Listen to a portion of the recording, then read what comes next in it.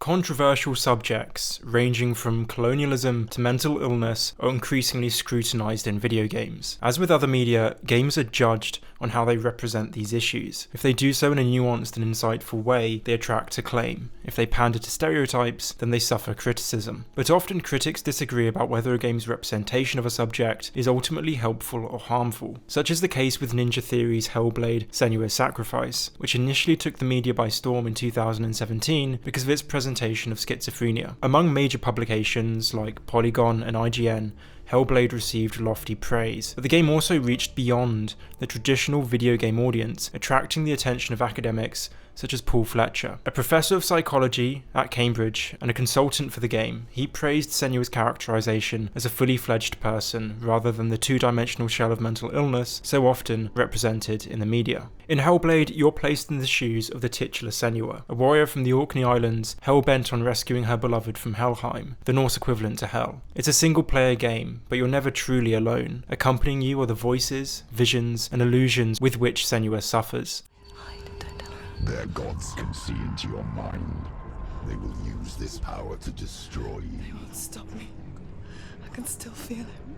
Whatever's left of him, they will never let him go. The game uses binaural audio to authentically replicate schizophrenia. The voices overlap, circle, and assault your ears, whilst Senua's hallucinations are rendered beautifully and terrifyingly in the Unreal Engine. Hellblade's most impressive feat is its symbiosis of the protagonist's mental state with the gameplay. The voices react to and inform the player's movements. Senua's mental peculiarities, such as her penchant for seeking associations when none exist, manifests in the form of increasingly complicated puzzle games. Whilst Hellblade's portrayal of mental illness amazed many for its veracity, acclaim was far from universal. Some found the game's portrayal of mental illness superficial. One reviewer, Dia said that Hellblade made them feel as if their own mental illness was being explained by an inexperienced outsider. Rather than an authentic portrayal, Dia found in Hellblade a textbook definition of mental illness devoid of any substance. Hellblade, instead of destigmatizing schizophrenia, peddled a damaging narrative that presented mental illness as less of a disease and more of a unique perspective. Indeed, the game ultimately portrays Senua's hallucinations as helpful and rational. Her voices and visions aid her in working through her suppressed trauma. In one scene, she defeats the stigma she associates with her condition,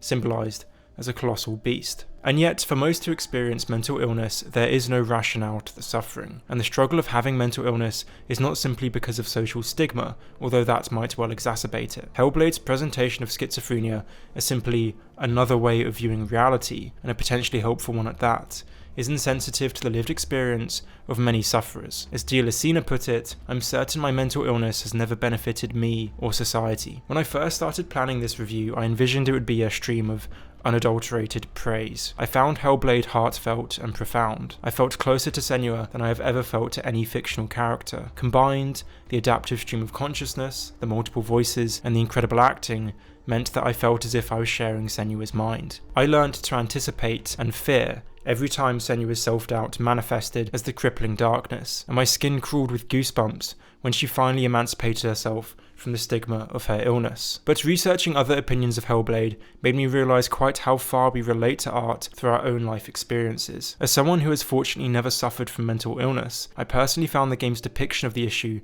eye-opening. It was only reading Dia article and a few others that I realised how the narrativization of mental illness might be problematic. However, I'm reluctant to dismiss my opinions entirely simply because I have a different lived experience through which I relate to the game. I recognise that portraying mental illness in an authentic way is crucial. Writers, games developers, and directors shouldn't simply use mental illness to advance their plots for the sake of it. But I believe that despite there being issues with Hellblade's portrayal of schizophrenia, the game is still powerful. I found the depiction of Senua's mind in Hellblade harrowing. I didn't come away from the game thinking that what Senua was suffering from was purely social stigma. I came away appreciative that the stigma Senua shouldered simply made her illness worse. In any case, despite the slant that most reviewers seem to take, the game's exploration of mental health was not what was most prominent for me. Indeed, I reject the view that Hellblade is a game simply about mental illness. Art never really has a point. If the artist, or in this case games developer, wants to make an argument, then they can simply write an essay. What is unique about art is that it invites us to explore issues in an emotional way. Its only point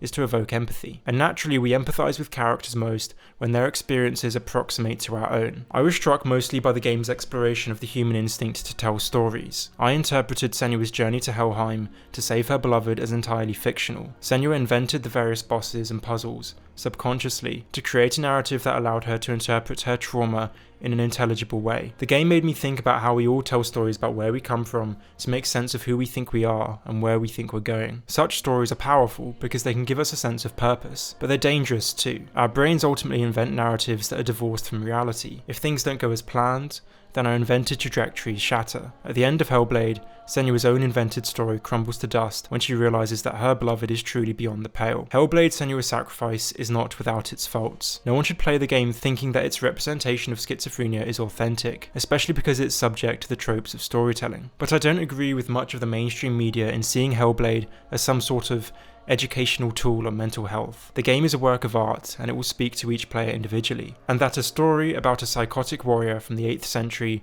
can make you reflect on yourself is, in my opinion, a remarkable thing.